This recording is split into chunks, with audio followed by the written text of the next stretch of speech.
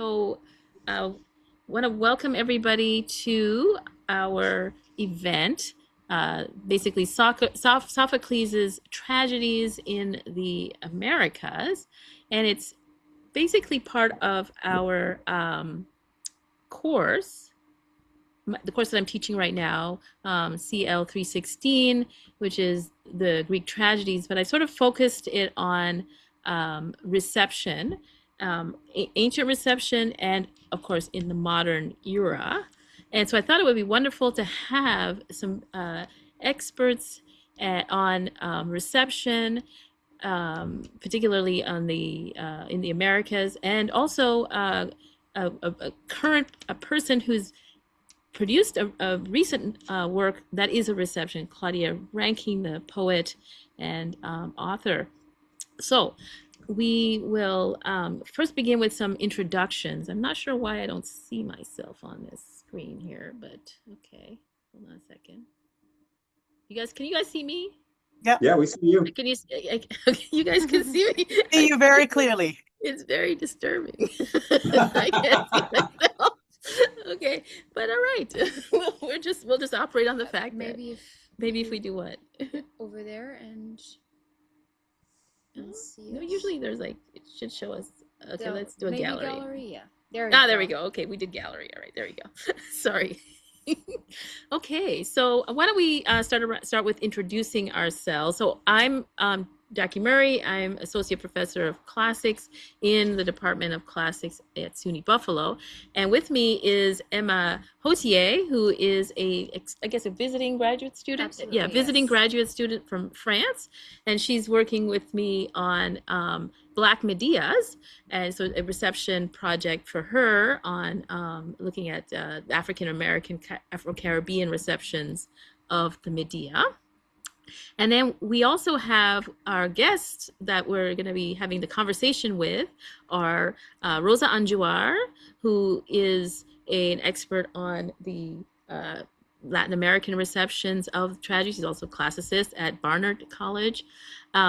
We've got Tom Hawkins, who is also another classicist at OSU, Ohio State, or the Ohio State in the classics department. And he has a book on hacking the classics. I guess what's exactly the title? Hacking. You're muted, Tom.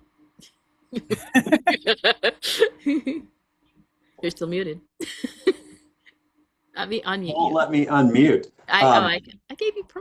Hacking classical forms. Hacking classical forms in Haitian literature. In Haitian literature, that's great. And then we have also Andres Carette, who is, I guess you're a fellow or postdoc fellow at Harvard. Yeah, in the CHS, yes. the Center for Hellenic Studies, and he's working on translation and interpretation of Mexican receptions of the plays, particularly Antigone. And then, of course, we have Claudia Rankine, the author, poet at NYU, MacArthur Fellow, etc. Amazing writer. And she's just finished as I've read it, it seems to be a prose poem novel. What would you call it, Claudia? Whatever you want. Whatever you want. Okay. And it is a reception of the Antigone. And so the class was assigned a section of it that specifically connects up with the Antigone to look at. So So that's everyone that we're going to be having a conversation with. We also have, since it's a very small group in the Zoom, I might identify Roger Woodard, my colleague in the department, Dave Teagarden, who's also a colleague in the department. We've got Justine McConnell, who's also another one of these experts on the reception of classics in North America, who I didn't realize was in America at the time. Otherwise, I would have added her to the list. So she's sort of in here anyway. And then we have some of the students. So, and I think I see Debbie Sneed there. She's She seems to be in the audience. And then we have some people actually here in the library with us. They're in the Zoom window, Kellen Corralo. That's you guys. You want to turn on your image there so they can at least see there's some people in the audience. You want to turn on your camera? You don't have a camera? No, they don't have a camera. Okay, all right. Okay, so Emma and I have worked together on some questions that we wanted to start the conversation with, and I'm just gonna see if I can. Yeah. So we thought that what we could do is focus mainly on the idea of the ways in which these receptions of the Electra and the Antigone strive to deconstruct the classical form and the traditional Eurocentric framework of interpreting the tragedies. So I thought our as a general question, and primarily posed to Rosa, but we might also ask Justine, as an editor of a collection of essays on the Greek and Romans on the Latin American stage, and I have the book here so I can see. So you guys are probably the best people to ask in what makes the reception of the Greek tragedies in Latin America characteristically Latin American. So broadly speaking. And then later we can talk about how it maps onto specifically the Electra Garrigo. But in general, what do you think makes the way in which you see Latin American receptions Latin American as opposed to say, Canadian or American, whatever? So Rosa, what do you say for that? Well, this is a fascinating question. I should say that in the book, in the introduction, we spend a lot of time talking about how useless the category of Latin American is. Because, I mean, you're basically broad brushing how many countries? You're talking about many, many countries that have very different histories and that are often grouped together under that name, for other priorities or by other countries, especially the US. I would say that one of the motivations for that book and the reason why we wanted to draw attention to to Latin American receptions was basically because there's been such an inordinate attention on North American and European receptions of Greek tragedies in particular, and it's sort of a way of putting on the map and acknowledging the rich and varied receptions that have taken place, let's say, south of the border, the U.S. Mexico border. I would say that, I don't want to sort of get into any generalizations, but there are so many people who are responding to these plays on a whole range of levels. You have a lot of experimentation, you have mythological experimentation, and I can talk about that when we get to the Electra, the Cuban Electra, which is one of my favorite plays ever. But so you have all kinds of different things. You even have examples of people in the Pinochet regime in Chile, co-opting Greek tragedy for, let's say, authoritarian, ways. You have all these different range of things, but they are worthy of scrutiny and our attention. What I would say, if I am going to say anything Latin American about the reception of Greek drama, the one thing I will say is that the one play, and in fact, I'm not talking about this today, but there is one play that is considered to be a Latin American tragedy, and that is Antigone. Right. Well, Andres can talk about this. So there's this great scholar from Argentina called Rómulo Pianacci who wrote a book, a decade ago or so, basically calling Sophocles' Antigone the Latin American tragedy. Almost every country, I think almost every, or all countries basically have an Antigone, and that story has really, the myth has really resonated in a context, across the Americas, where you've had so many struggles against state oppression and dictatorships. So the one thing that, so if there's anything Latin American about Greek tragedy, maybe it's potentially Sophocles' Antigone. Well, you anticipated one of our questions for you, which was going to be, to what extent do you think that the Antigone resonates in Cuban people, that's a very different... because we could tell from the other... the other... that's a great question, and I think we'll come back to it. We'll come back to it, because I think it's useful to talk about Electra first, because it will make the Cuban context is very unique in a sense when it comes, and we can talk about actually the lack of attention to Antigone until recently. I'm happy to tell you, but in I the need to Cuban tell you about context. Electra Yeah. first. Yeah. Well, so again, as I said, you've anticipated what we were thinking. So what you seem to be saying then is that there's more of a specificity. That the only real way to engage in this reception is thinking about it in the particular, not so much in the broad general, because indeed all these cultures are different. They have different histories, different contexts, and even different, even if they're using the same ish language, maybe they're still coming at it differently. All right, so that being the case, we're going to come back to so we're going to ask you then, what is Cuban about the Electra, this particular reception of the Electra? So why don't you tell us a little bit about that? I'm assuming everybody remembers the story of the Electra, the Sophoclean version of the Electra. But I'm going to get Emma to summarize it for us. Of course. Okay, very She's got a briefly job here. then. Yeah, of course. So, well, I assume you all know, but Sophocles' Electra, we start the play with Orestes' return to Mycenae. Is that how you pronounce it? Okay. With a plan of vengeance and a plan to pretend that he is dead. Electra, we see her inside the palace. We hear first her cries. That's how she's introduced, and we see her being, well, first of all, very mournful of her father's death, Agamemnon, but also very defiant with her mother, Clytemnestra, and already very upset with her condition that Clytemnestra has been making her live under, if that makes sense. And then later in the play, we have the revelation, like Orestes reveals himself as her brother, and they then are gonna enact their plan of vengeance to kill their mother. At the end of the play, Orestes does kill Clytemnestra and learns Aegisthus into a trap, kills him too. End of the tyranny. I guess that's how I would summarize this play. All right.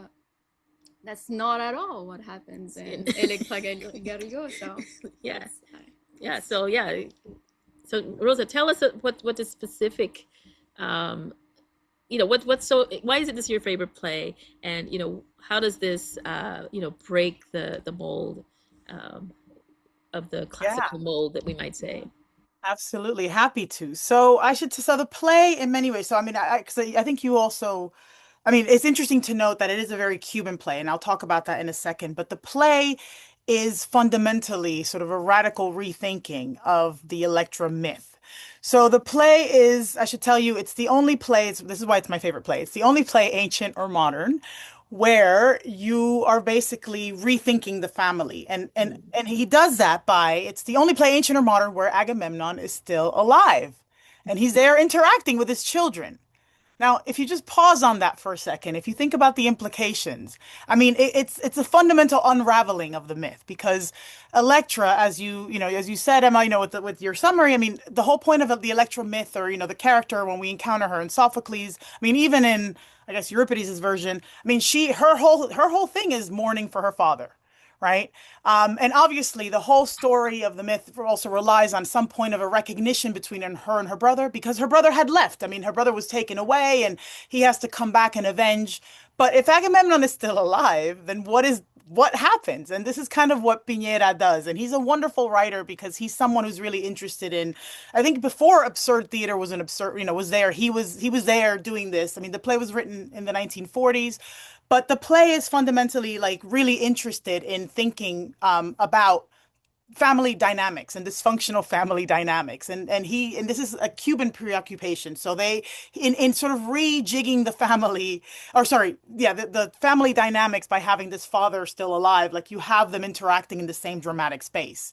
Now, of course, the parameters of the myth require that Agamemnon and Clytemnestra die over the course of the play. So basically the play, and you find out over the course of these 3 acts how the children still engineer the death of their parent. Well, actually, Aegisthus kills Agamemnon in Electra Garrigo. I hope I'm not spoiling anything, but the play becomes a venue where you have the younger generation kind of killing off the older generation.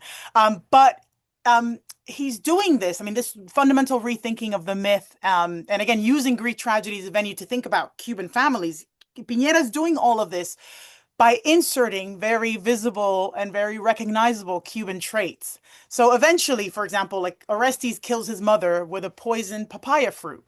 There are, Aegisthus kills Agamemnon in a ritual that is like basically kind of like a rooster fight, like a cockfight, like you have in the Caribbean. You have all these sort of very visibly Cuban elements. Also characters like Agamemnon wearing a guayabera, and talking about the heat and talking about mosquitoes and hurricanes. So there's all these sort of clear Caribbean and Cuban elements in it. But at the same time, it's still very much interested and intrigued by this rich, long tradition of these plays, but is kind of interested in unraveling all of that.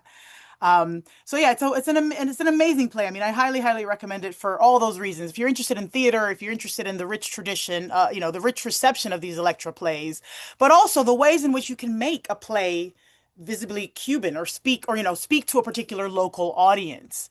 I am also interested, I mean, apart from it, the play itself, the text itself, and by the way, here at Barnard, we didn't record this, but on Friday we had a staged reading of this play, which was wonderful. But so, I mean, so the play itself, I think it's worth reading, worth studying, especially alongside the ancient one. But it becomes even more remarkable when you consider the broader context and the way in which it spoke, or like, I guess it was received in Cuba at multiple points in time. And if you'll just let me very briefly say about this, because I think this is the other reason why we should study this play. So it was first put on in 1948.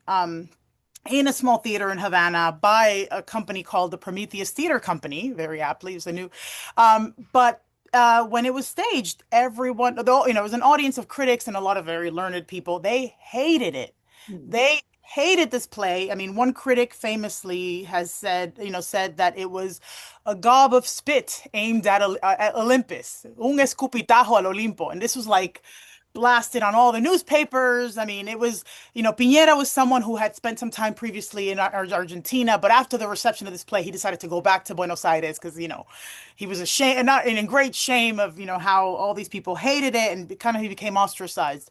But 10 years later, 1958, the play was revived for a range of reasons. And a lot of people were interested in it, partly because there's all these references to, Agamemnon or Clytemnestra talking about the old rooster, Agamemnon, being killed. And there's this whole thing about the younger generation killing off the old. And so it becomes a play where that spoke to a lot of the young revolutionaries.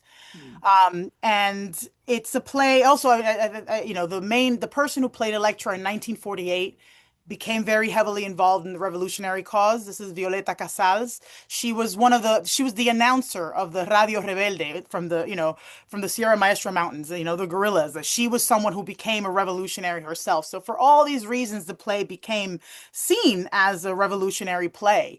And, once, the revolution, when you have Fidel Castro and his army coming in, they start staging this play throughout the, 1959, early 1960s. When Sartre and de Beauvoir go visit Cuba in February 1960, they're, one of the few cultural things that they do is they are taken to see this play. And so I think for all those reasons, for its mythological experimentation, for its sort of relevance to theater, also it's the play that launched modern Cuban theater despite that initial reaction. And for its revolutionary resonance, I think the play is just a superb example of it's a compelling reception that I think we should study and pay attention to. Great. Well, thanks for that intro to the play. We're gonna ask you now about the Antigone because we want to make a transition to all the other discussion, the other plays that everyone else is working on. So you nicely pointed out that if you're gonna really identify a play that really spoke to the quote unquote Latin American consciousness, we might say, or I would say just any any kind of consciousness. It's the Antigone. Antigone seems to be the most widely received play, and precisely because of the way in which there are these tensions between what is right, like the state laws versus personal morality. It can come out in different ways.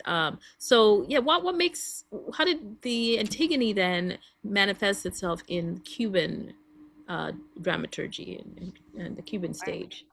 Yeah, thank you. So, I mean, I should tell you, so yeah, so interestingly, I think of various Latin American countries, Cuba has been late to adopt Antigone.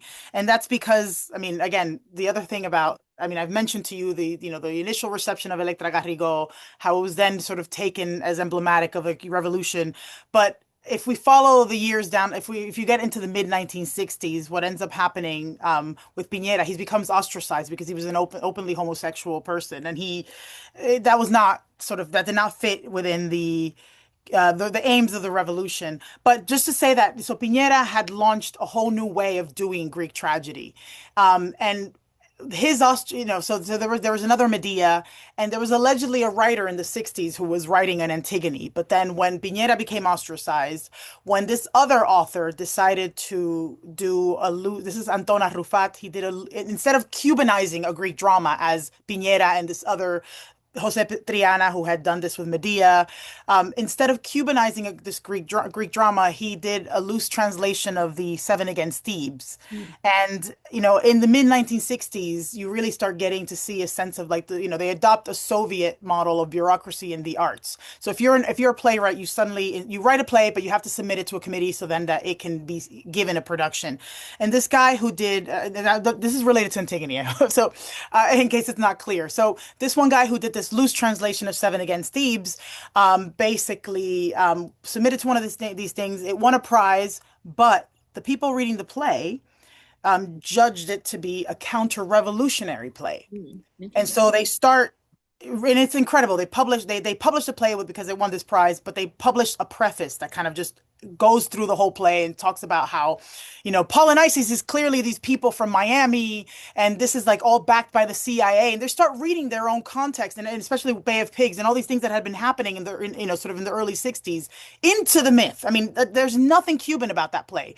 Anyway, this guy becomes then censored, and at the same time, Pineda's being ostracized. And so Arrufat gets sent to work in a municipal library, like for decades, like packing books, and is no longer, in fact, he does get reinstated later in the 90s, but there was a huge punishment for him. Anyway, the whole point is that the person who was writing the Antigone drops the project.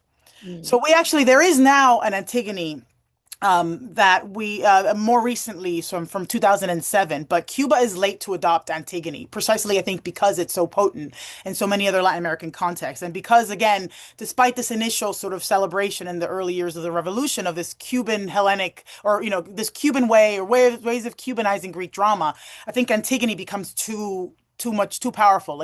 So no one touches Antigone until we have another play in 2007 by Gerandi Fleites. So what I find interesting, again, in a context where for most of from the mid to late 20th century, so many countries across the Americas have Antigones and use it as a way, in some sense very prominently so. I mean, here we can think of, the Peruvian Jose Watanabe, his Antigona was kind of commissioned by the Peruvian human rights, this commission to think about what had just happened in terms of sort of like, the context of what happened in Peru. And so they commissioned this poet to do an Antigone to think about like ways of reckoning with civil war and various things. And anyway, but in Cuba, no one touches Antigone until this century. So thanks for that, because that really gives us some context to think about, and how difficult Antigone can be.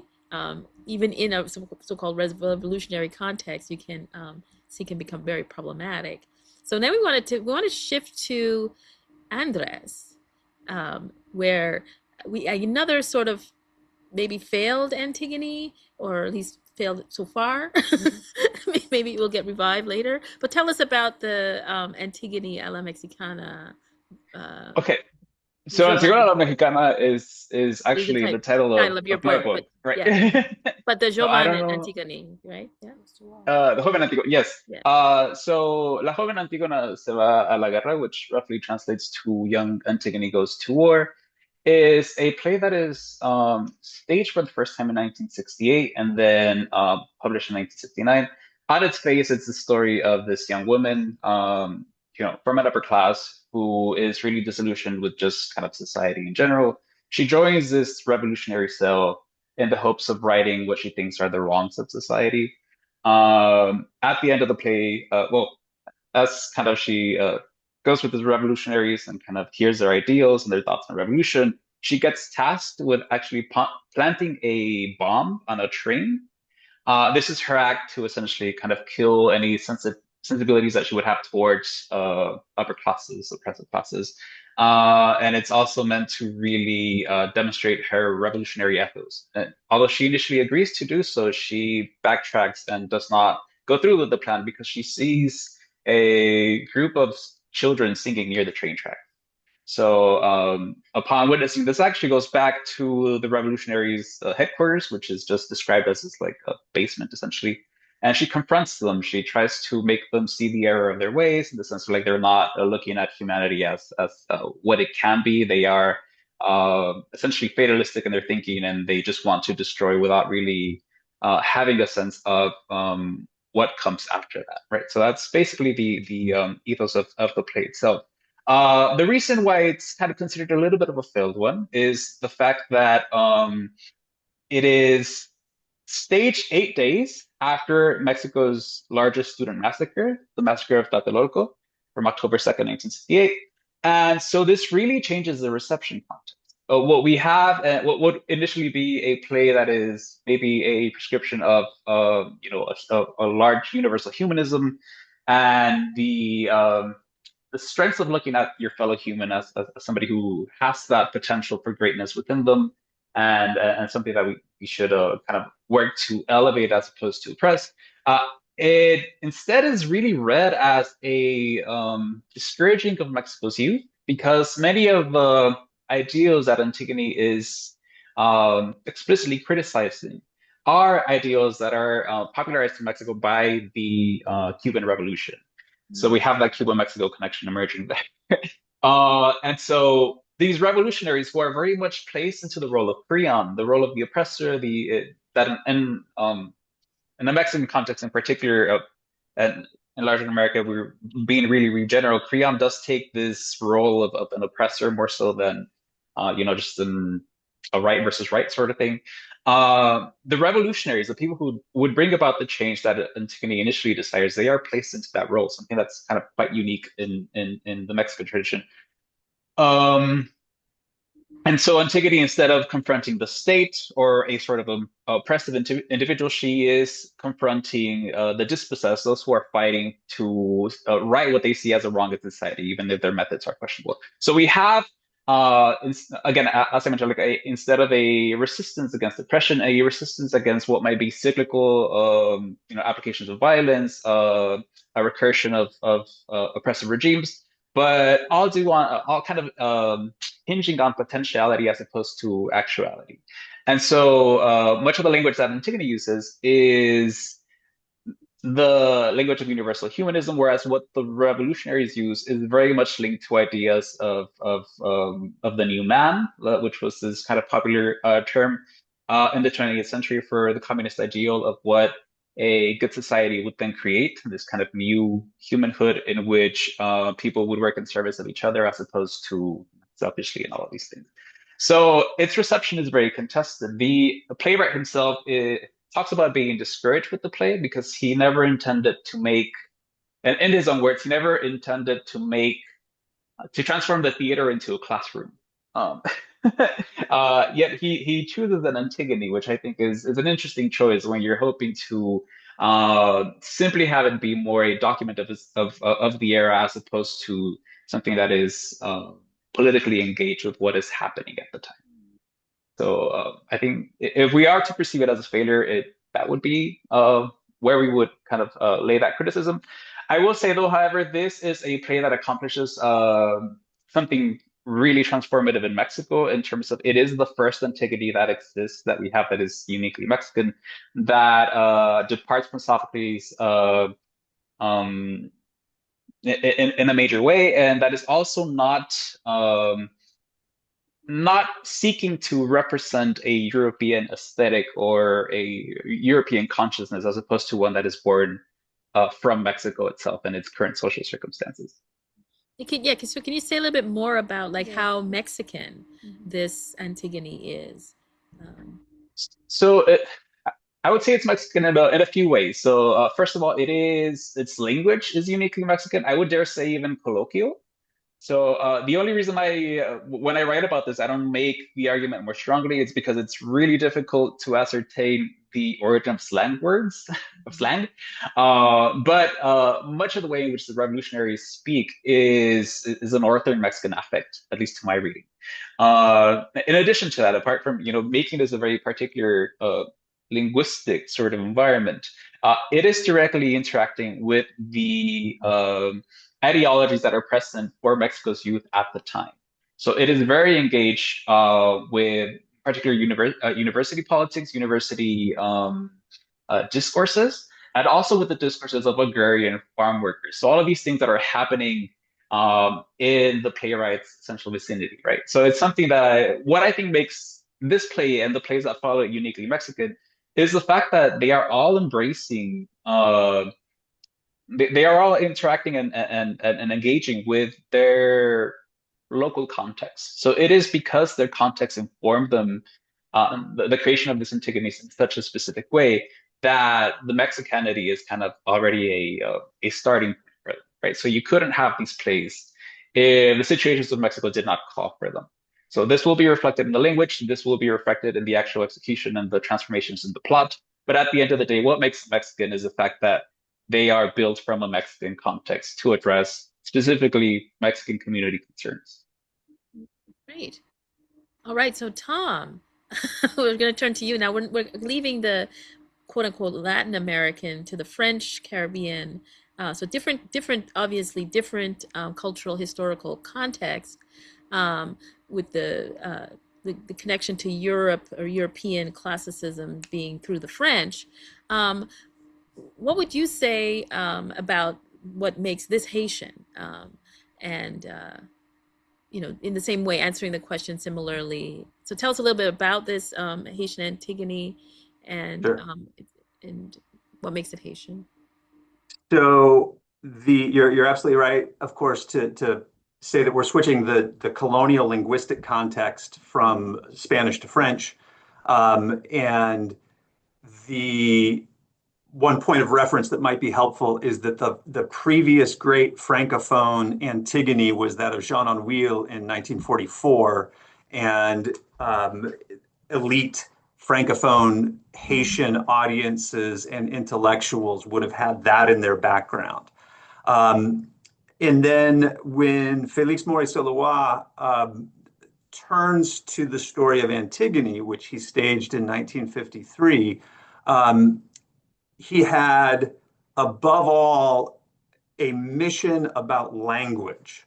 And we can, of course, talk about things like politics and gender, as you can with any Antigone, but he was maniacally focused on creating a specifically Creole language version. And this is because there really was no Creole literature at this moment.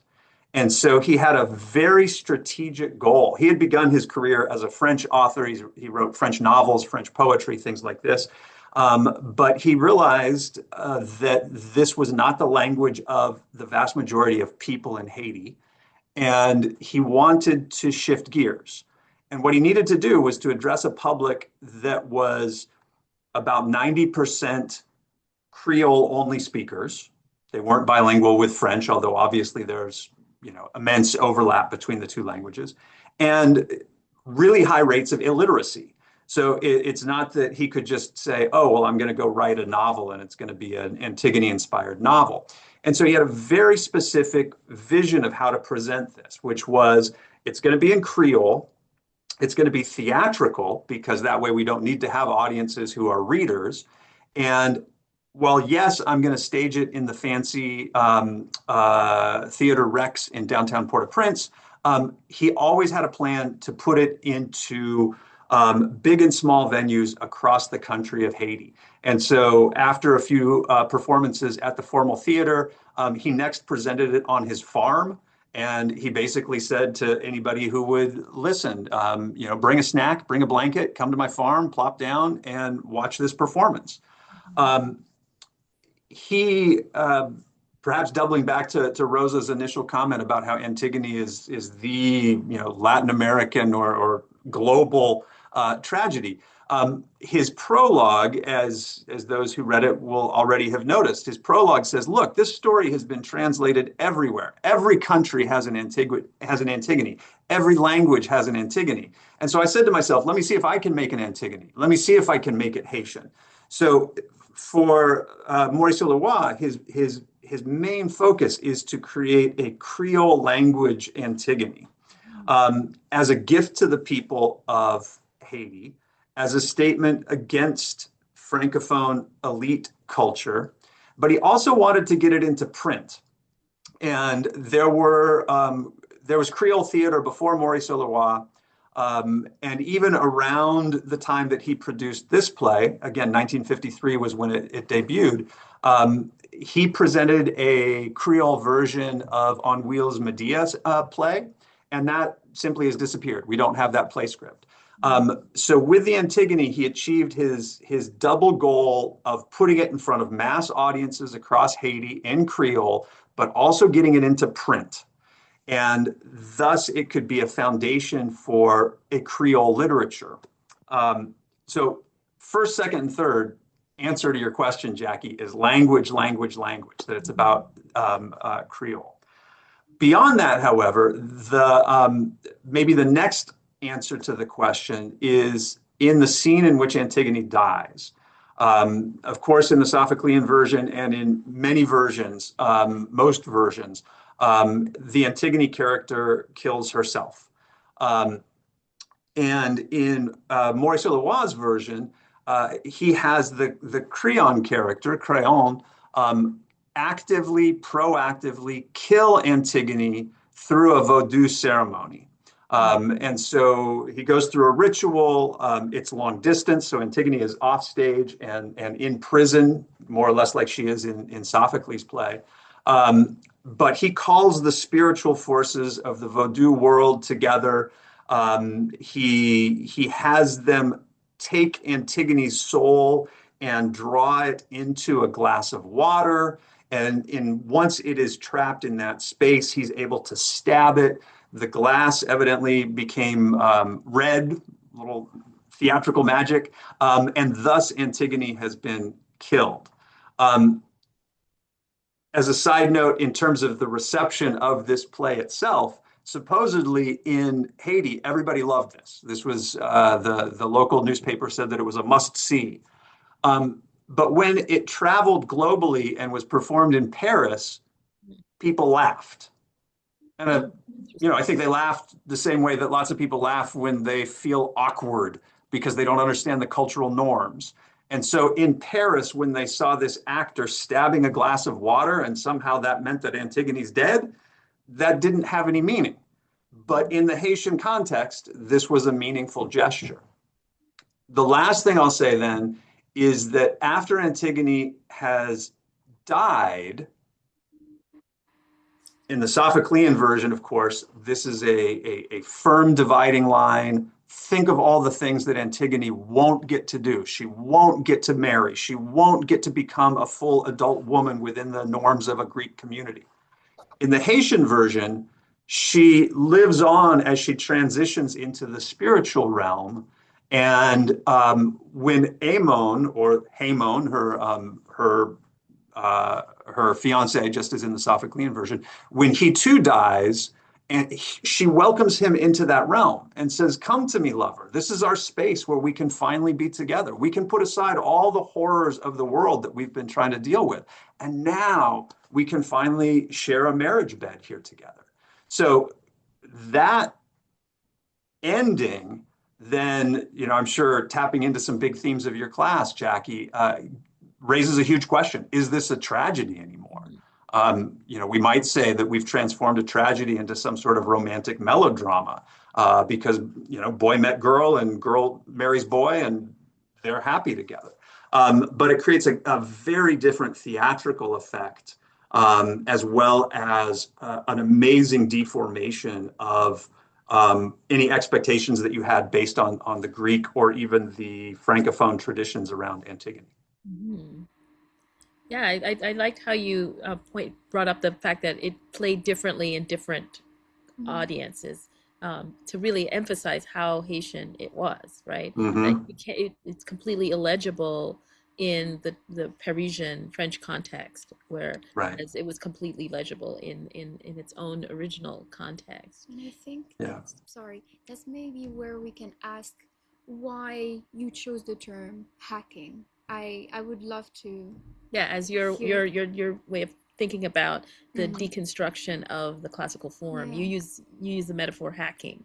which I thought. Yes, yes, yes. And the first thing I'll say is that it's not my term. I swiped it from Mark Bamuti Joseph, who, until recent reconfigurations at the Kennedy Center, was the vice president of social engagement, an amazing, multi-talented artist, a playwright, a dancer, spoken word, poet, things like this.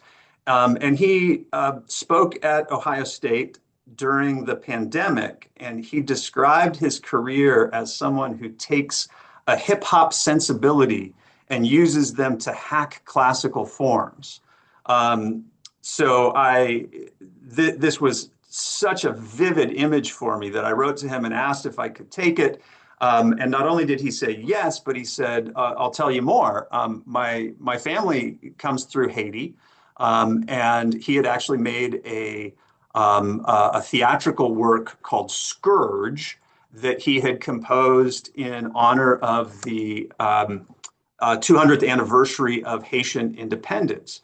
And he gets at one of the great um, implications of hacking, which is the history of cutting sugarcane in colonial Saint-Domingue and, of course, in lots of places throughout the Caribbean. But if I can just read a couple of lines from this, the characters on stage say, "Our ancestors hacked bitterly at sugarcane.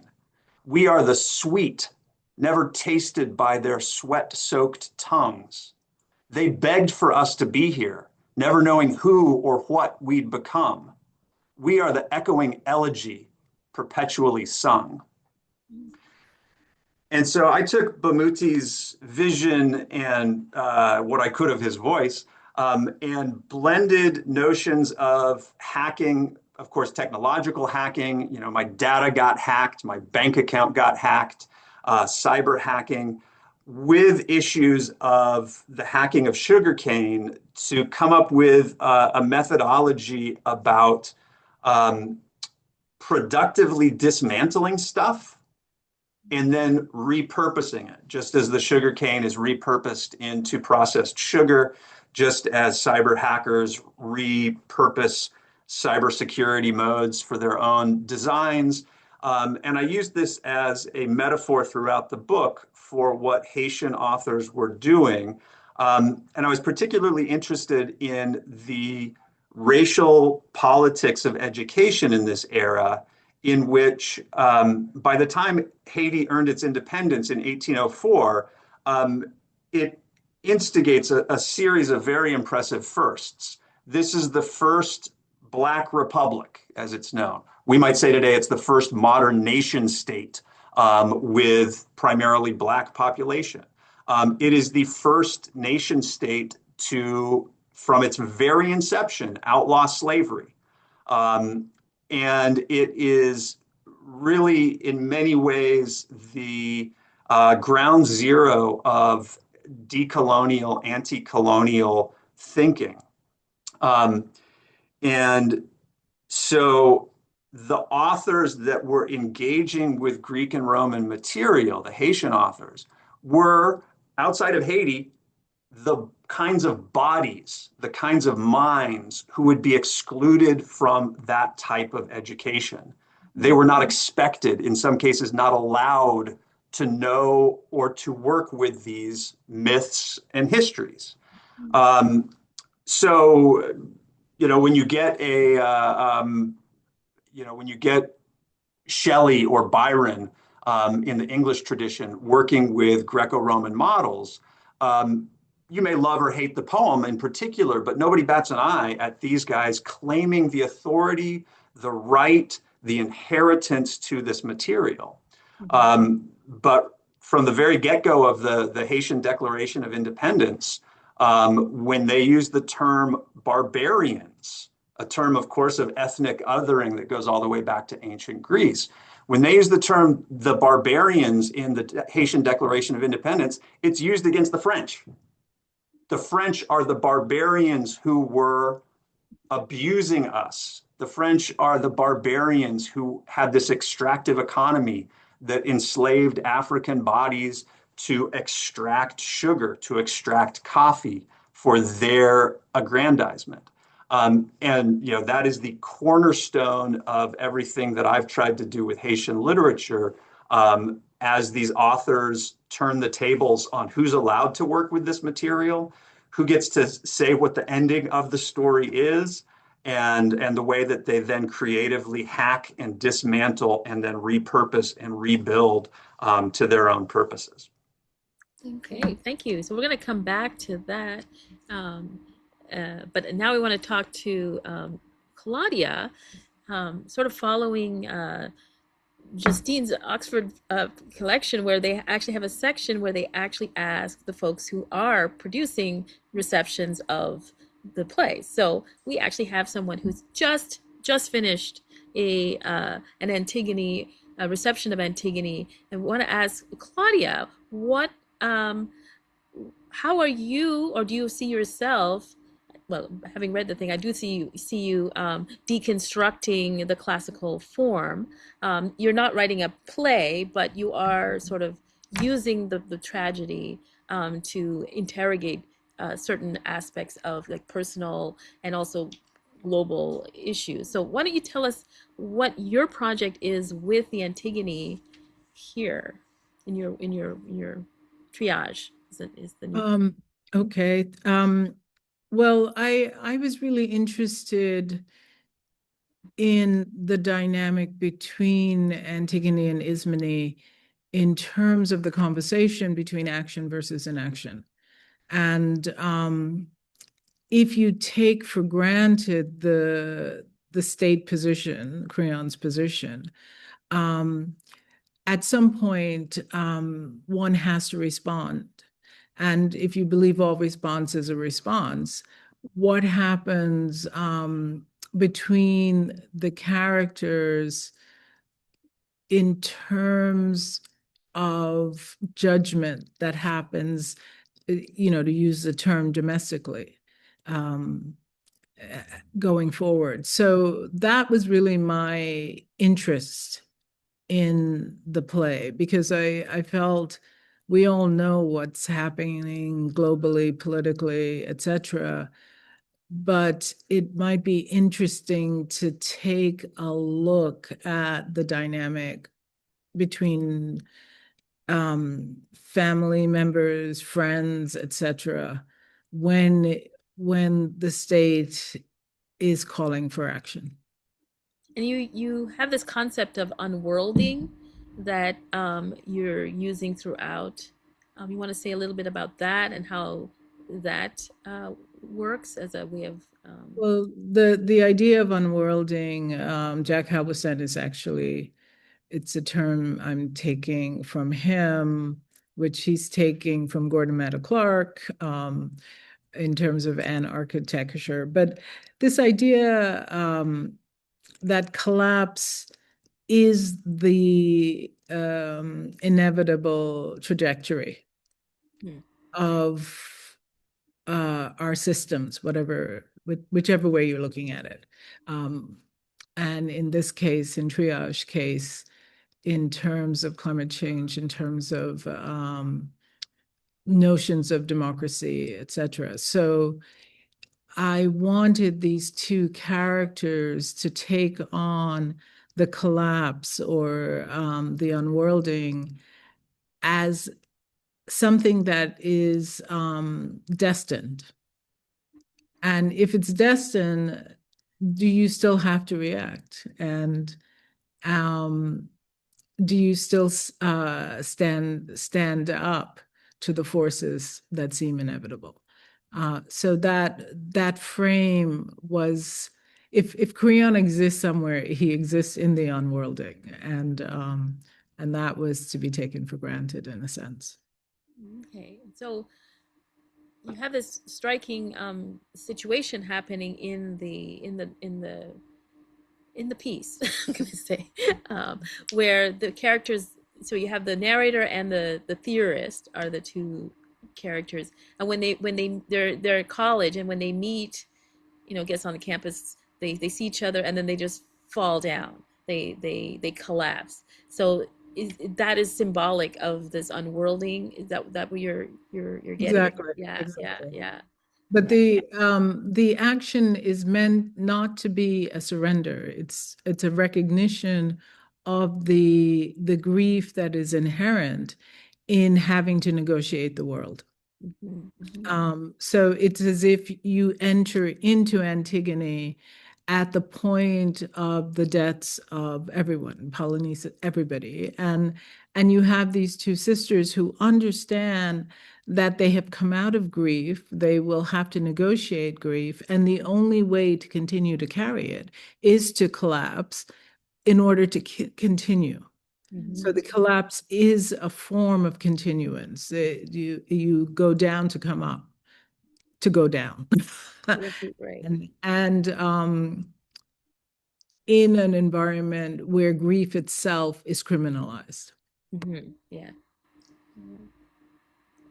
Yeah, there's one more point to connect it to this discussion of the deconstructing of the classical form is that you have them meet in this Hegel seminar, right, where they're talking about Hegel's idea about tragedy, and so you want to say a little bit about how you use Hegel's or the traditional Hegelian reading of tragedy as a way of resisting, using it to resist the trajectory of interpreting tragedy, or interpretation rather. Well, I started there because actually in actual fact that's where I started with Antigone. Okay, well, there you go. So why not? But the clean lines that Hegel delineates between the state and the kind of feminine zone, which Judith Butler would later dissemble,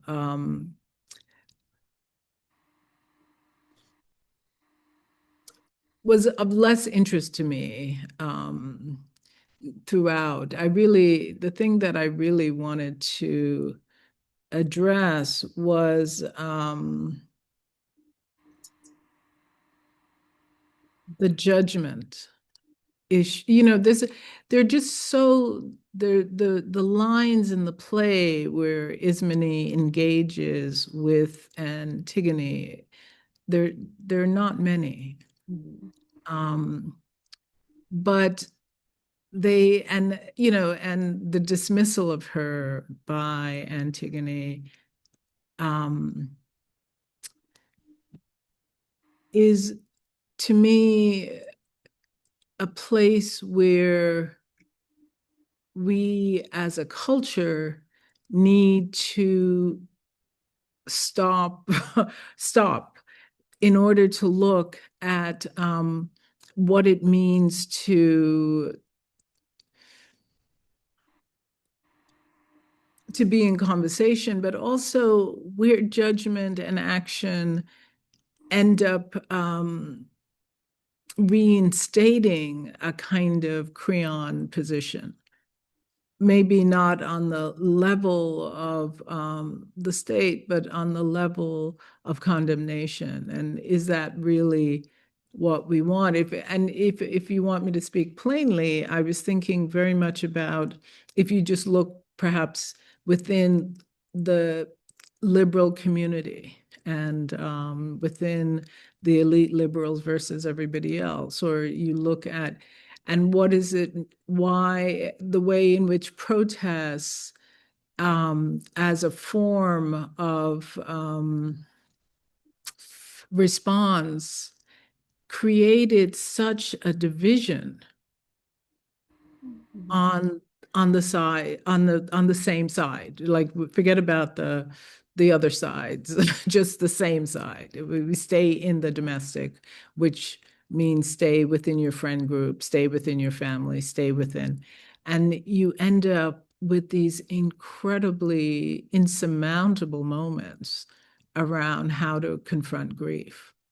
And so that was really my interest. And so I ended up more in the camp of people like, I would say, the affect theorists like Lauren Belant and others, thinking about attachment and what attachment does to us.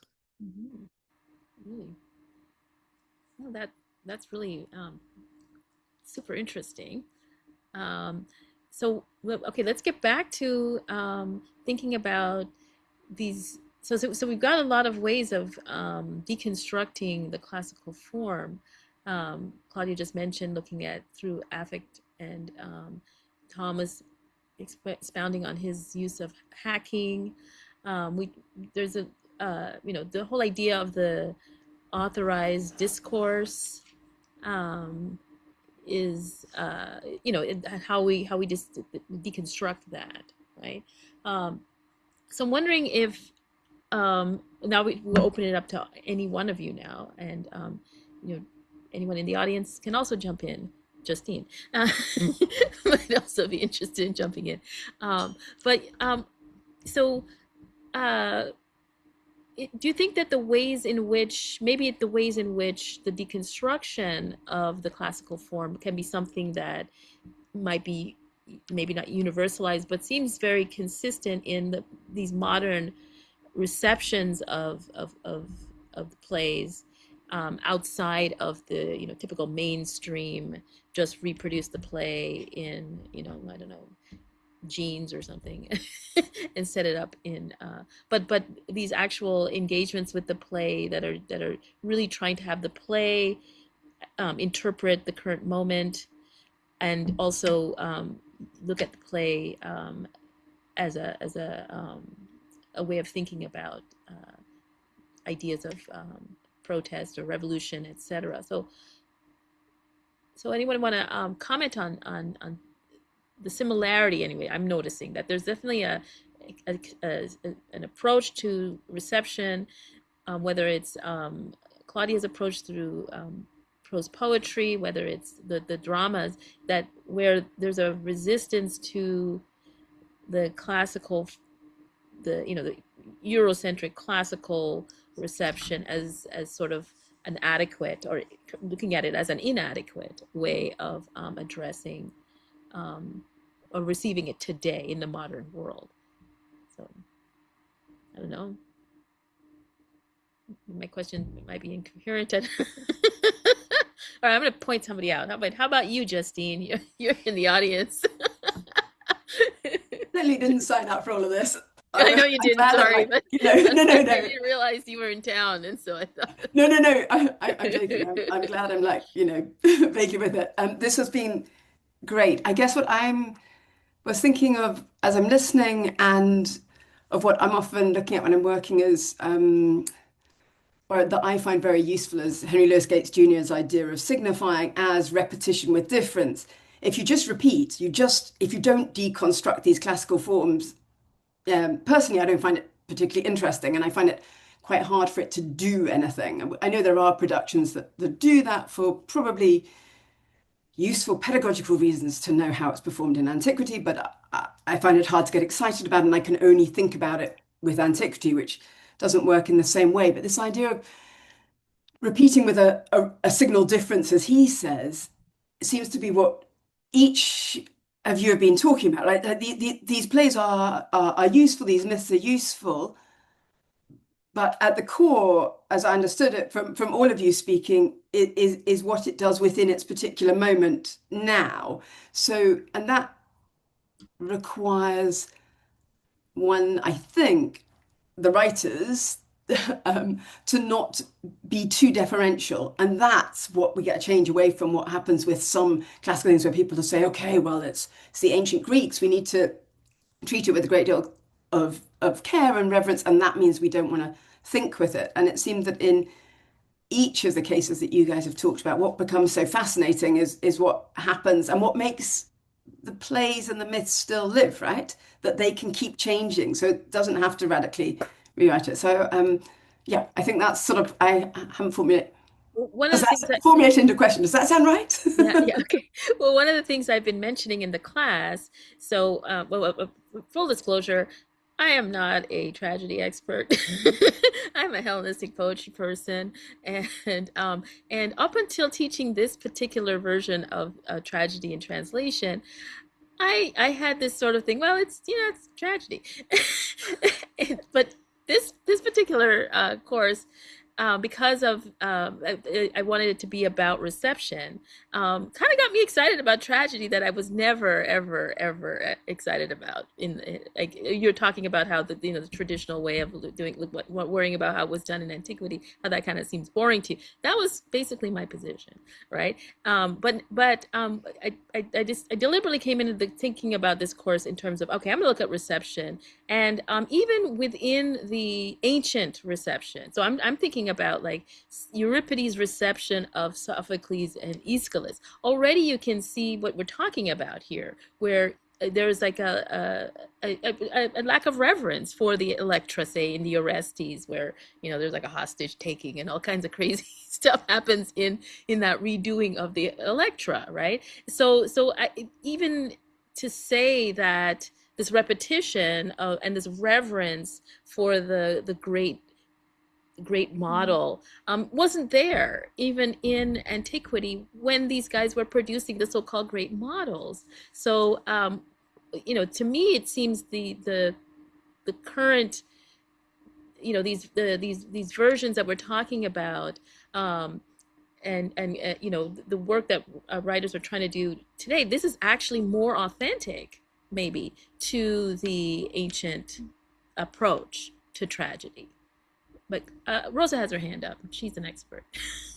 Thank you. No, I think, I love the question that you're posing about repetition and about the relevance to modern context. But maybe before I get into that, I mean, you're right. I mean, I think there's something that we need to acknowledge generally, even especially if you come across these plays through reception, is that ancient Greek mythical narratives in the world of tragedy there was no canon. I mean, there's so many ways in which, obviously Aeschylus, Sophocles, and Euripides are themselves experimenting with myths in different ways. I mean, you can just, for example, think about, Euripides' Medea, which to us has become canonical, but like, in that play, her witchy aspect is suppressed. But Euripides' first play in 455 BCE was Pleiades, the daughters of Peleus, where you have a very witchy Medea who is convincing these daughters that she had the power of rejuvenating their father, and shows them, there's all those vases with Medea cutting up a lamb or a sheep or whatever.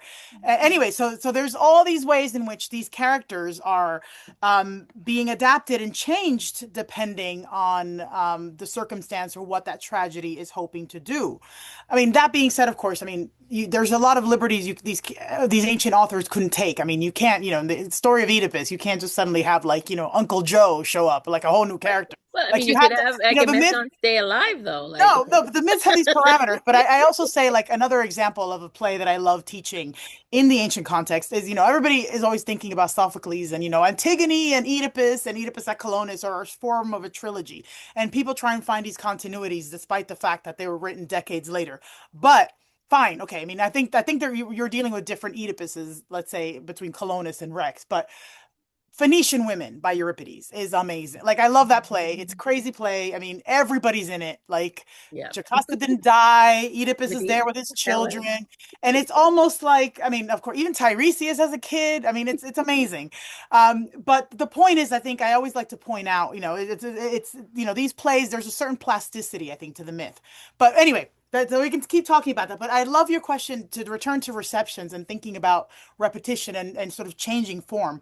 I should add, I mean, actually, one of the reasons why I was first attracted to Pineda and his Electra was precisely because he actually didn't really do away with classical form in that he has a chorus. I mean, he adapted the chorus for his audience at the time. But the idea of repetition is actually something that Pineda himself writes about. And I actually found this one thing, if you don't mind me reading, from Pineda, his program notes to the first production of the Electra Garrigo.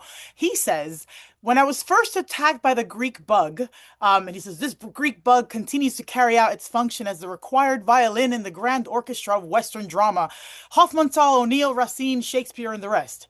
That is to say, when I felt tempted by the heroes of Greek tragedy, it seemed to me that the end results would be soporific if I limited myself to presenting them on stage more or less masked with the clothing and thoughts of our era. So there go your genes that you were saying. But he says, to me, it made no sense at all to repeat Sophocles or Euripides from the beginning to end. And that blah blah blah, and then he goes on to say basically that I told myself, speaking of the people, say my people, would it not be possible to Cubanize them?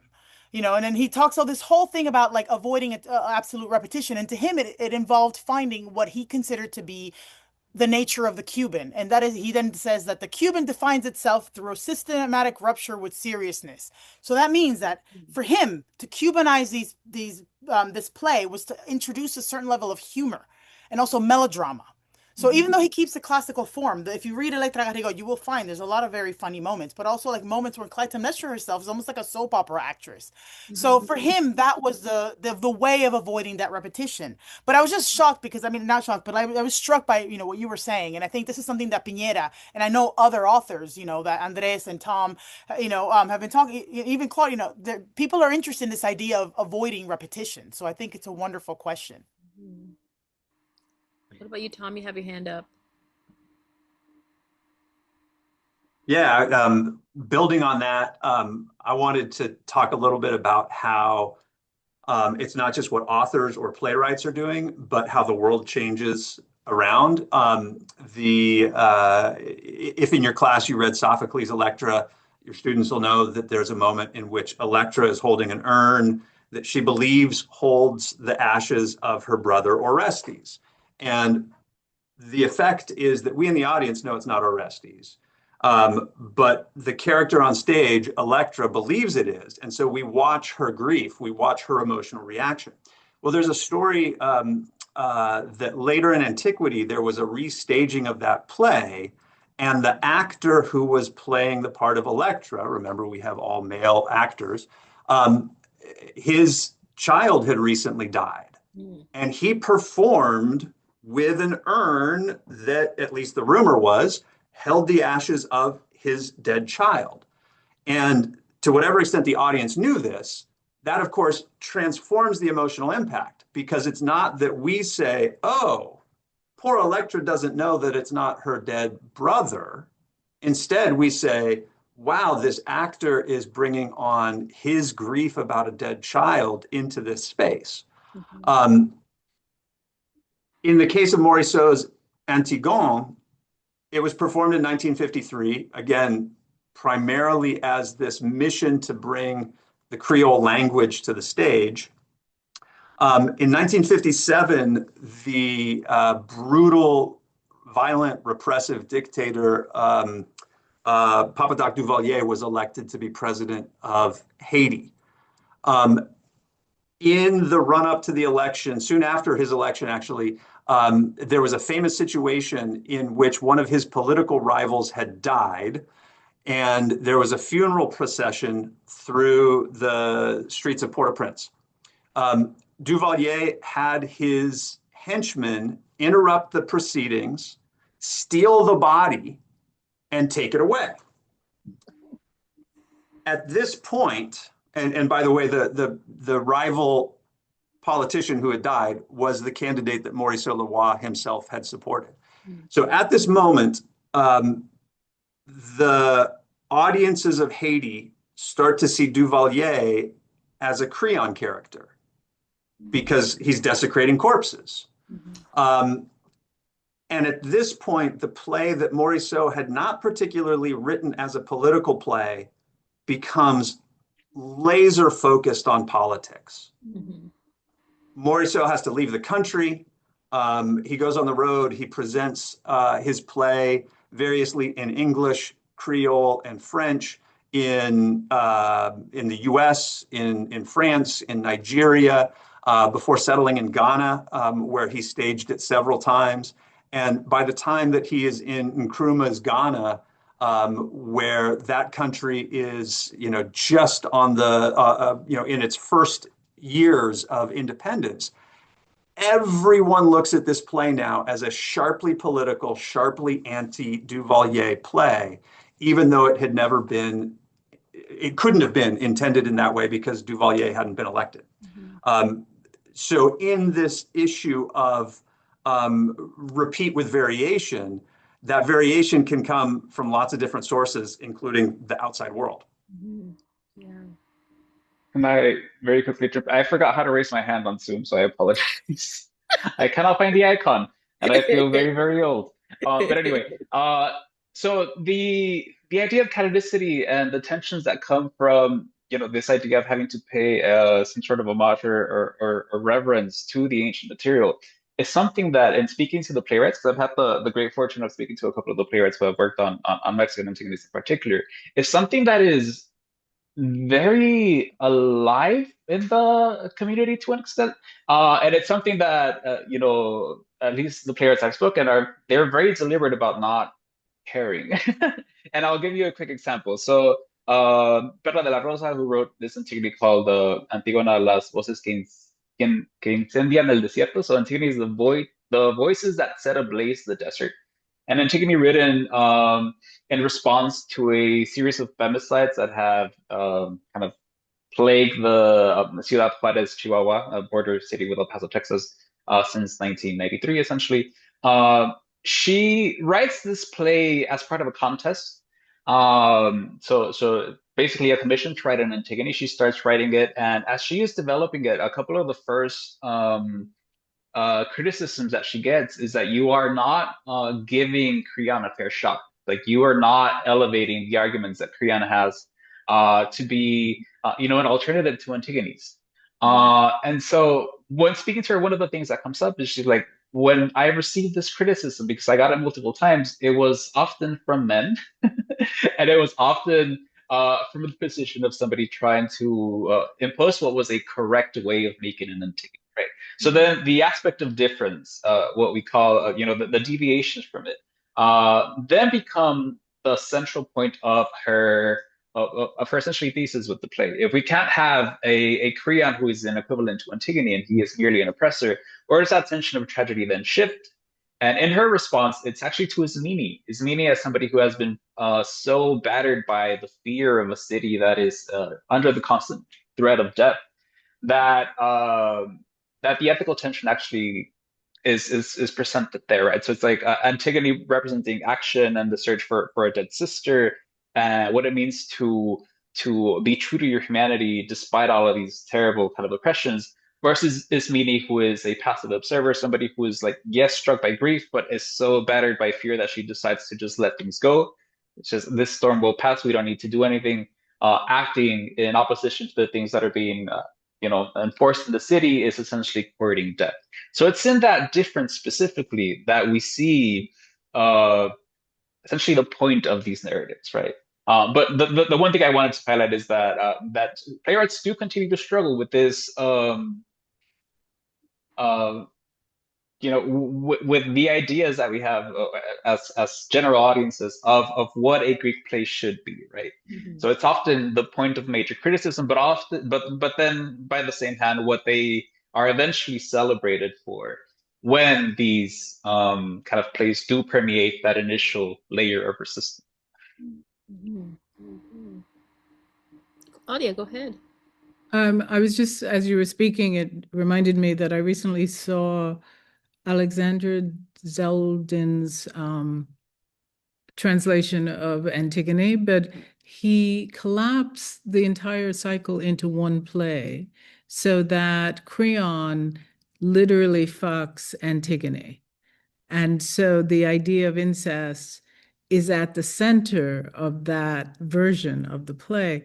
And as I was watching it in the theater at the Shed, it made me think that perhaps, and I don't know if this is the case, but that the Epstein files somehow might have been in play in terms of that translation, because it had at the state the sort of the threat of the exposure of this lineage of incest and child abuse, et cetera, et cetera. It's sort of activated. Mhm. And I'm just wondering, because I saw that in London and I was trying to think when, and it was sometime just over a year ago. And so, of course, we did know about the Epstein files, but we weren't hearing it so much and we didn't quite know quite how much we were going to end up knowing. So again, it's a little bit of that thing that, Tom was saying and Andres was saying, that the moment that we're in really affects how the play then is, right? Because obviously it's each moment of its performance. So yeah, or I wasn't thinking of Epstein when I watched it. I might be being obtuse, but it's really interesting to see it in another way. Yeah, so like the what is it, the moment of reception is the moment of interpretation. Like it's when it's happening. It's no other moment. It's the now.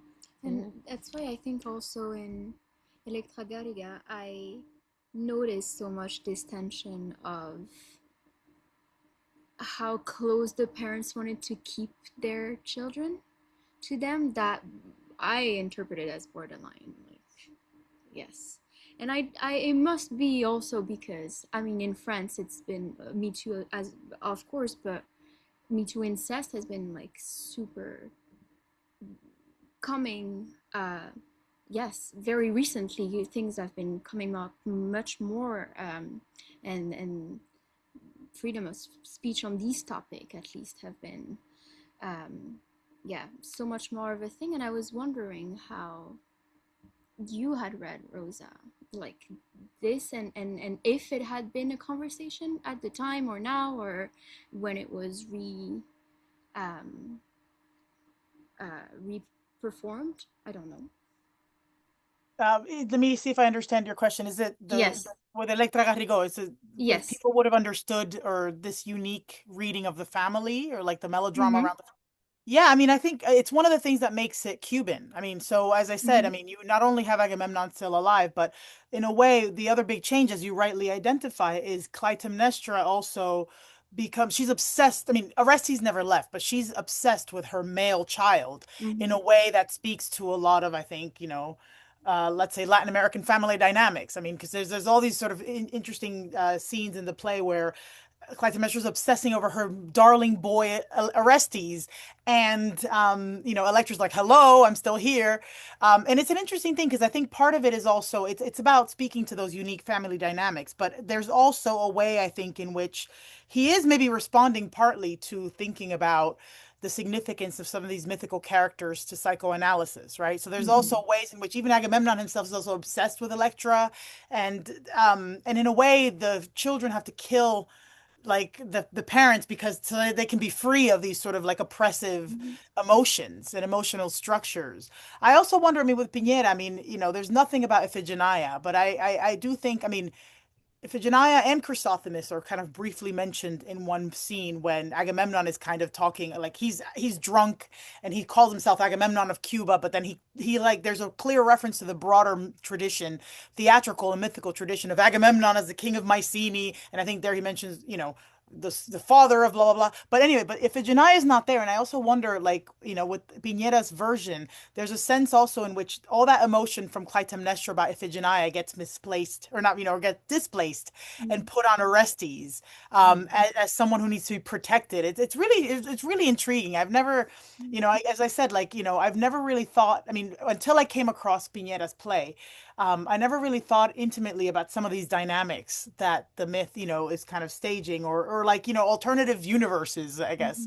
No, but you're right. But I think there's something there about like plugging into the psychoanalysis. There's something also unique about the melodrama also that I think a lot of audiences would have expected in a play anyway. Like they're not going to see serious theater. They expect, and you see this in some soap operas, of course, you know, that soap opera culture, the melodrama. So there's some of that already embedded in the play, but it has really to do with, I think, you know, Pineda's desire to make it accessible and relatable to his audience.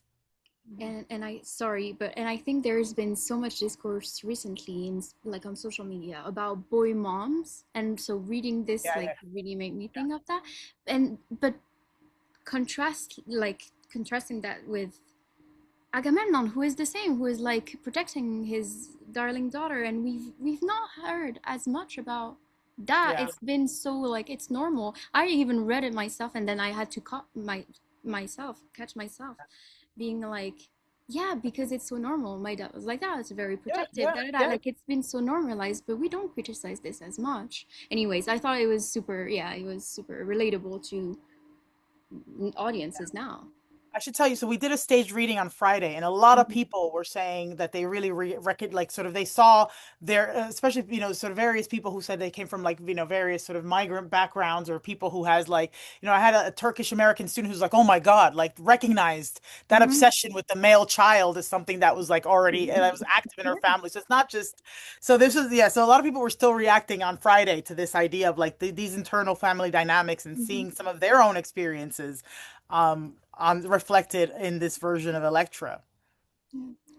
So maybe we'll ask anyone in the audience if they have any questions for the speakers to want to join the conversation, or you're just like hanging out. Okay, Justine, you're in the audience. Yes. Just while people pause and gather their thoughts. Claudia, I hope it's not a daft question, but I wondered how useful, or if there were things that aren't useful about the Antigone story for you when when you're writing this.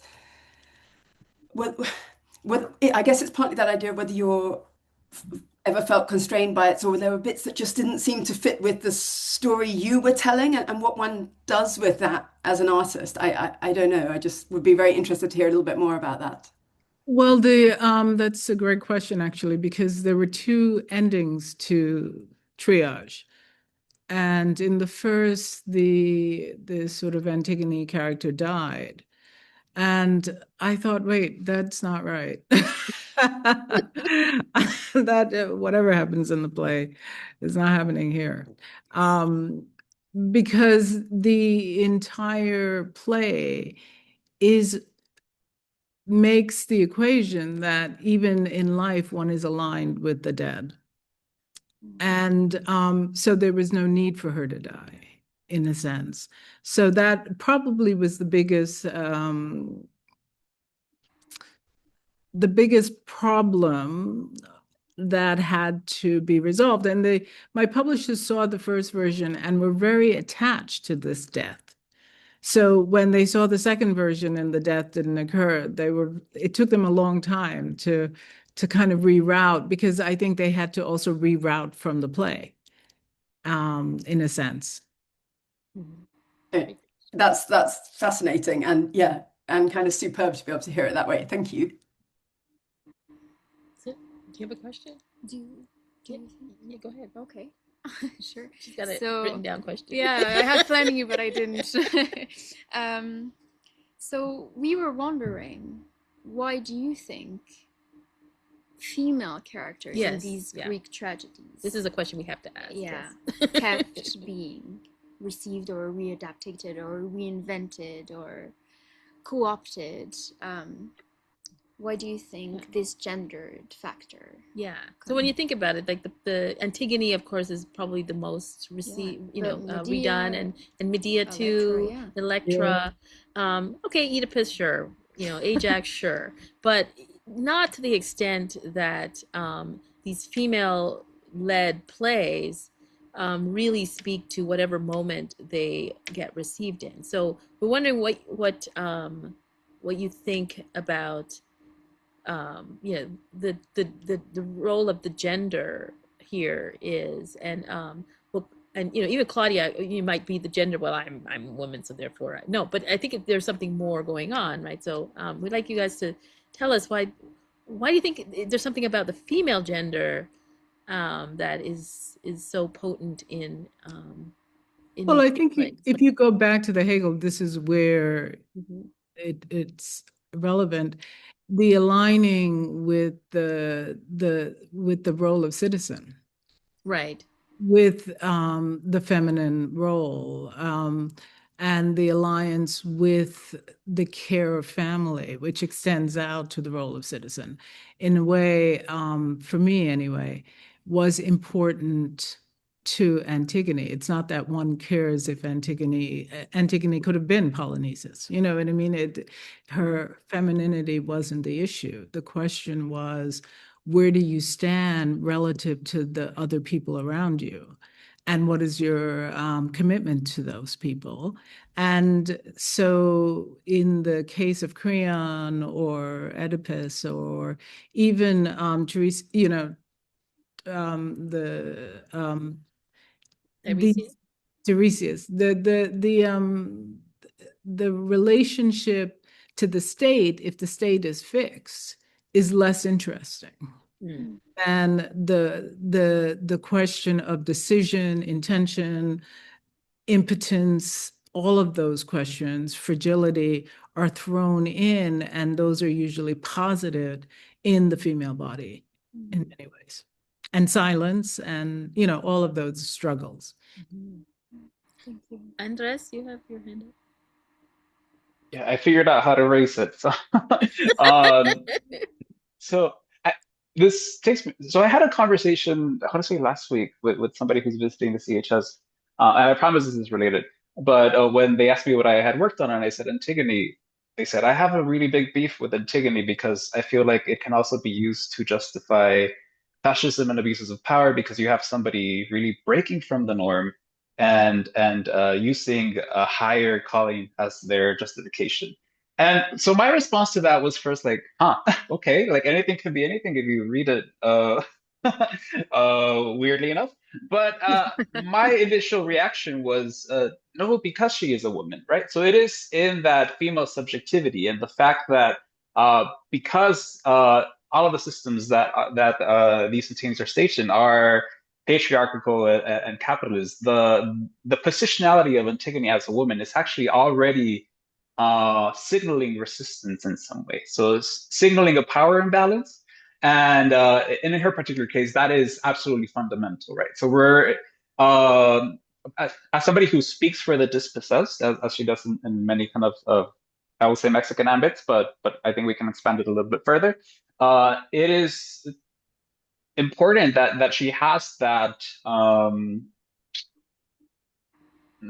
subjectivity and that positionality, so that the struggle is then closer to what is being advocated upon, right? So Antigone having this history as a royal, oftentimes depicted as somebody who is very close to power, uh, her assistance is more meaningful because she has that much more to lose. She is already at that kind of category of power that has access, but not access to speak truth to power, but does not necessarily have the equivalence of power that would then cause these systems to fall. Because if that were the case, then we're just writing a history of overthrow as opposed to one of persistence, right? So I think overthrowing and supplanting is more so the objective, not so much what is tangible in the way these plays are presented. I think I'll leave it there. Thank you. I have a question that's actually coming from a student, and then we'll get back to Rosa and Tom. It's in the uh, chat. It's a question for Claudia. Relation to unworlding. What form of judgment is at stake? Is it ethical, political, or something else? And how does tragedy itself produce or complicate the judgment? So this is from Seamus, the student. Well, I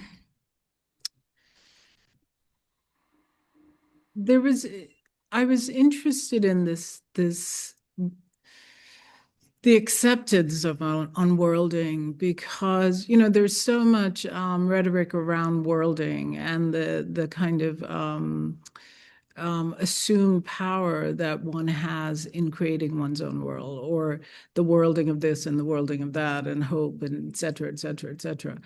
And the innate tragedy that lies alongside unworlding as a starting place, which is why using Antigone is of interest to me. If you start where you are already condemned, what does that mean for us? I mean, there's no, if moving across from Ukraine to Palestine, there's no undoing what's been done. So you are already in an unworlded terrain. And you're already with the tragedy. The tragedy is already stitched in through, through Oedipus. And so then, so now what? So that's where I wanted to start, in the now what. Do we fight among ourselves? Do we judge one action versus another action? Do we understand the fear of death as cowardness? Do we, what, those are the questions. So that, I mean, and I think that's very different than saying, everybody's like, oh, it's so end of times bullshit. But there is a level of inability to undo what has been done. And we are at a moment where we're being asked to carry that grief, and not to publicly carry it, because then we are accused of one thing or another thing. So you're put in this position where if you say things publicly, and this is only about holding grief, which is the tragedy, which is constantly present, then it becomes a political act immediately. And so that's why I was interested in unworlding and collapse as the starting point. Okay. So Rosa, you had your hand up, and then Tom had his hand up. Right. Yeah. Well, I don't want to take the conversation back. I mean, after that brilliant question and comment, but I just wanted to say more about women and tragedy. If we still have the interest and appetite. We still have a No, little I bit more mean, time. so I've become very interested in this question, especially because recently, I mean, even when thinking about 5th century theater, I'm very much fascinated by the differences between comedy and satyr play and tragedy, right? And I mean, there's women are a problem in tragedy, and I think only tragedy as a genre is really fascinated in exploring all the reasons why. And I mean, it's no coincidence why so many of the female characters that have resonated through the centuries have been problem ones. Clytemnestra, Antigone, Electra, Medea. I mean, we're not over here talking about. I mean, I know Claudia mentioned Ismene, right? But we're not here really obsessing about Ismene and Chrysothemis, are we? The good girls, like they're not the problems. The ones who stay at home and follow the laws. And so I think, I mean, and I'm interested in what Claudia was saying also, especially about the positionality of these women versus the democracy or say citizenship. I'm not one of these people who advocates for, reading politics, like 5th century Athenian politics into tragedy. I mean, you have the mythical medium, which kind of keeps, makes it interesting. And I don't find it useful to think about one-to-one correspondences, but it is useful to keep in mind, I guess, the broader changes that are happening across the 5th century. And especially, I mean, I always think of something like, the citizenship law in 451, like now suddenly, to be Athenian, you need 2 Athenian parents. And it means that aristocrats can no longer find these brides from all these other city-states. And now you have to, I don't know. So there's something about thinking about the role of Athenian women and how different they were from women from other city-states.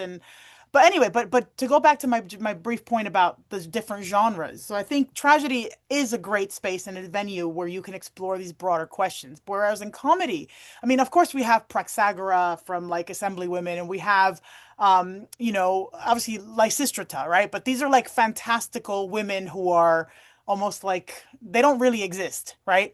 But most women in comedy tend to just be reduced to these bodies. Like, I mean, you have these peace treaty, they represent these naked, they're objects of pleasure or desire. So comedy's not interested in women in the same way as tragedy, but also satyr play. I mean, if you look at, I mean, the fragments that we have of satyr play, the very few women who are mentioned or who are featured are basically the objects of almost rape. I mean, there's a joke in the Cyclops about Helen, and the satyrs are talking about wanting to rape her.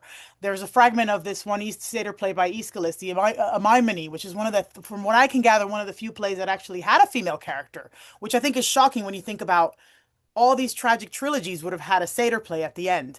And there's very few women in satyr play. And I wonder if there's something about a balance there.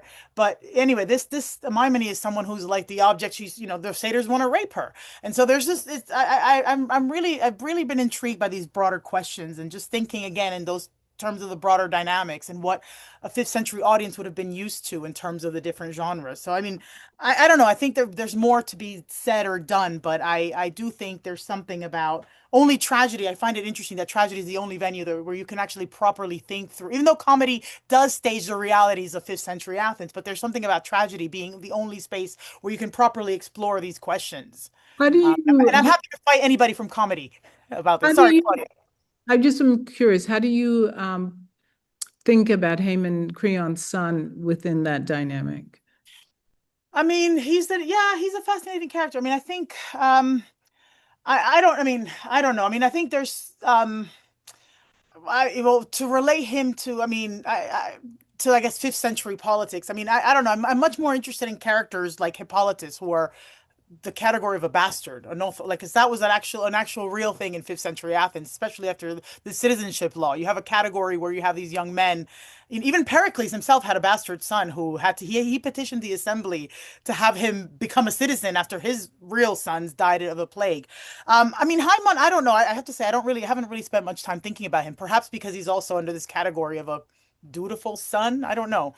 But I don't know. But this is an interesting, I think, question to ask broadly. Like, what is happening in this mythical medium? Like, who are the characters that we pay attention to? Who are the characters who have prominence?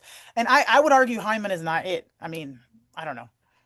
Maybe you feel different. But he's there. He's there. Yeah, but there's a lot of characters who are there. No, he's there with Ismene as characters who move in their understanding of what is correct. Actually, I should say, Haimon, I think in Antigone, Haimon is kind of like Eurydice, just an extension of Creon. And the whole point of the Antigone, especially at the end, if you look at it, like looking at that play from the perspective of like fifth century priorities, you have the chief political voice being reduced to, he's lamenting the deaths of obviously his son and his wife. He has nobody left, but he is mourning also by himself, which I think is a quite shocking thing. So for me, I think maybe perhaps why I don't find him interesting. He just seems to be just an extension of, I mean, of Creon, and sort of underlining his downfall. Like, but it's him and Eurydice as well. Mm-hmm. Tom, you had your hand up. Did you? Yeah. Relinquish that.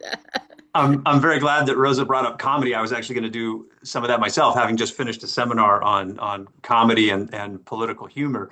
But I'll jump in two different directions. One, to follow up on Haimon. After Morisseau-Louis leaves Haiti because of the political situation, he writes a follow-up play that keeps the same cast of characters, but it's a sequel essentially to the Antigone story, and it picks up a few years after all the people died that we know have died. And in this version, Aemon is still alive without any explanation. He just is there. He is undead. But now he becomes the political representation of the shift from Papa Doc Francois Duvalier to Baby Doc Jean-Claude Duvalier. And so there's actually a transfer of tyrannical, violent behavior, again, through a Vodou ceremony in which the spirit that had been driving the crayon figure is transferred into the Aemon character. So there he takes on a whole new significance. Still, in many ways, Rosa, as an extension of Creon, just in the same way that Duvalier, the older Duvalier, extends his power through his son when he passes away. But the other thing I wanted to say about women, picking up a little bit on where Claudia started us in terms of the role of citizenship, I think this comes out so strongly in Athol Fugard's The Island, where you have two men who are first debating and then a little bit performing the story of Antigone while in prison in Robben Island, the island of the title. And there, I think matters of citizenship and gender become so interestingly entwined because you have women in ancient Athens are the excluded insider, just as prisoners are within any carceral state. And so as these characters are performing in Fugard's play, there's layers of identification that you peel away. The two characters on stage are named John and Winston. That's all they're designated in the texts, and they're performed by John Connie and Winston Tashona. And so there's this teasingly thin veneer between the actor who has a last name and a life outside of the stage, and the character who has the same first name and is now trapped in this theatrical space, this carceral space, and is vulnerable and excluded in the same way that some of these amazing women are within the gender dynamics of 5th century BCE Athens. And of course, Justine knows far more about Fugard than I do. So if you want to jump in on any of that there, Justine, just happy to have that happen.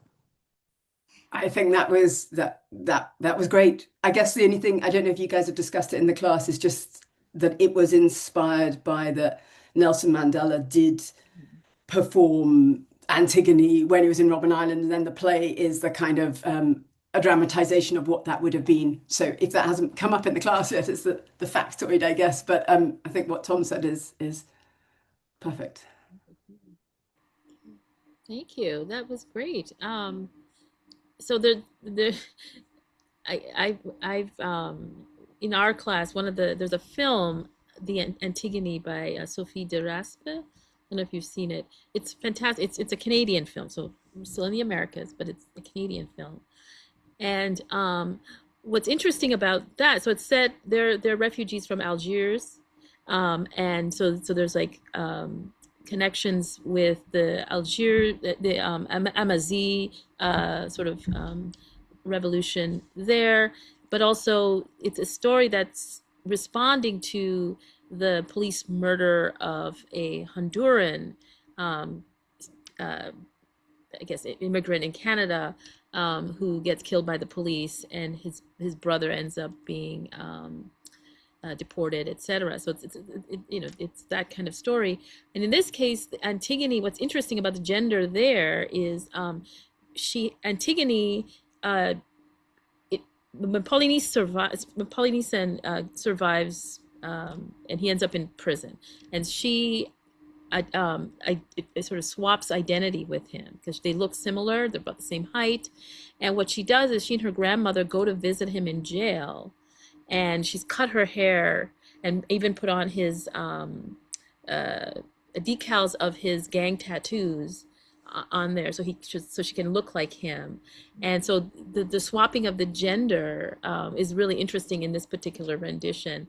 And then it's how the way in which she treats the chorus as social media, and how in which her image as the sort of Habibi bitch, because Habibis are the name of the gang that they're apparently associated with, and how they keep manipulating her image as both Polynice and her constantly flipping the two, so that she becomes completely identified with her brother in that, and her status as this sort of teenage girl who has really literally no political knowledge, voice, or anything, and how she has to navigate the Canadian deportation system, which is caving in on her.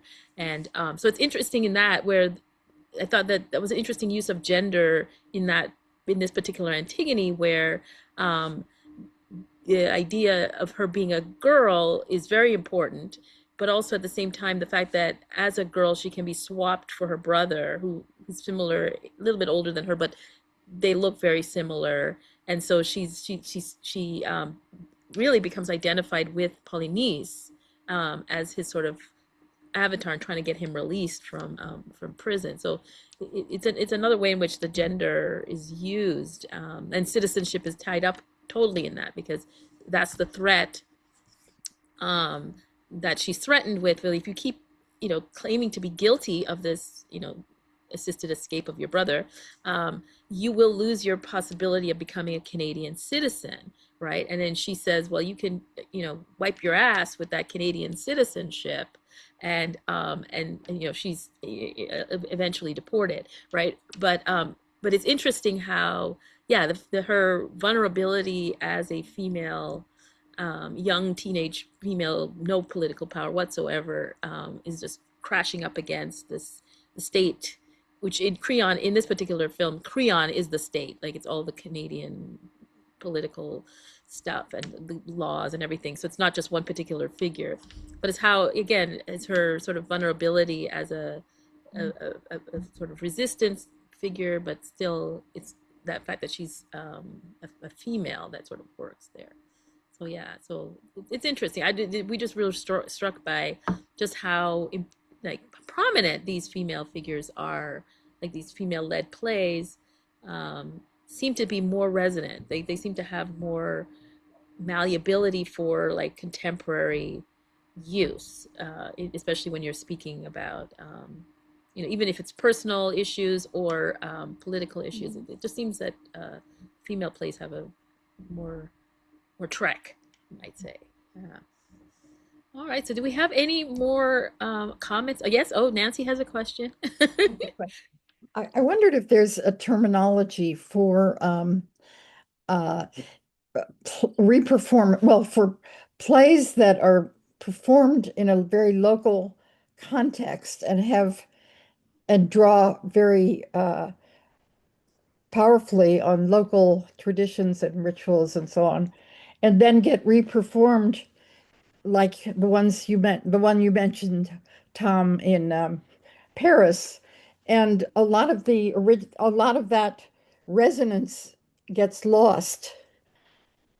And it just made me think of the way that when classical plays are reperformed nowadays, you ask yourself, well, how much does an average citizen have to read up or become somewhat scholarly in order to get the more resonant universal, perhaps? I mean, I was thinking about asking a question about the particular and the universal, and how the interplay of that, because it seems to come up in a lot of the comments that you all have made. And so I just wondered if anybody could talk to that. I think Thanks. Tom's timely classics, I think that's the question you used. Yes, yeah. This is something that I rant on about to all my students in pretty much every class, that I hate the idea, which we find on the back jacket of so many books, that the classics are timeless, because that suggests that you can leave it on your shelf and there's never any urge or need to pick it up and read it, and that they should be timely. And as with what I said earlier about some of these changes, even in performance culture or political culture, they become more or less timely depending on what goes on around us. But Nancy, I think one response to your question is to look at the way that so many performative arts with modern technology can become global, even when they began in a certain place. Things like the history of hip hop starting, largely in New York at a certain time at a certain place. Now anybody can stream it with a on the internet anywhere in the world, right? And what do we lose in an art form when theater goes to a movie, when a local sound becomes the dominant sound globally, when there's a some sort of trend that promotes a certain style that goes beyond its original contexts. So I think to some extent this is a story about the maturation and spread and commercialization of any art form. And as we talk about things like Antigone being the tragedy that can go anywhere and do anything, I always get a little bit nervous about the way in which this can be understood as the classical canon, the strictures of classical education, getting its fingers into every culture and say, oh, Brazil, you're a little bit Greek now. Oh, Soviet Russia, you're a little bit Greek now. One of the negative responses to Morisseau's play in Haiti when it debuted was from a theater reviewer who said, this was a really great play. It was really well done. It was wonderful that it was in Creole, but why didn't he come up with a Haitian story? Why does he have to do a Greek story? And of course, that gets into the back and forth of the prestige of the canon and the way in which surely from his personal, professional, ambitious perspective, Antigone helped, right? At the same time, some audience members can follow in the lead of this theater reviewer and say, couldn't it have been a Haitian story from the get-go? Why does it need to be a Haitian adaptation of a Greek story? I think I talked around your question more than answering it, No, Nancy. it's helpful. It's helpful. No, I was thinking of Walcott's Omeros, because it has a lot of orality to, I mean, it really works better if you read it out loud. But I was thinking about just various Caribbean authors who I feel it's sort of fraught that they were educated in classics and Western culture and what they do with that, the problematics of it. And then what's beyond that once you Haitianize or once you, let's say, take it and make it local, that seems to be a kind of powerful thing to do so that you're not dominated by it in a way. And I guess that speaks to what you were talking about with whether you're reverent or not toward it. So I'm just playing with those ideas and curious. I really enjoyed this seminar. Thank you. Me too. Thank you very much. It was super helpful. Yeah, well, I so, want to so thank interesting. Yeah, I want to thank you all for joining us and having this wonderful conversation and roping in Nancy and Justine as people who work on tragedy just happen to be in the audience.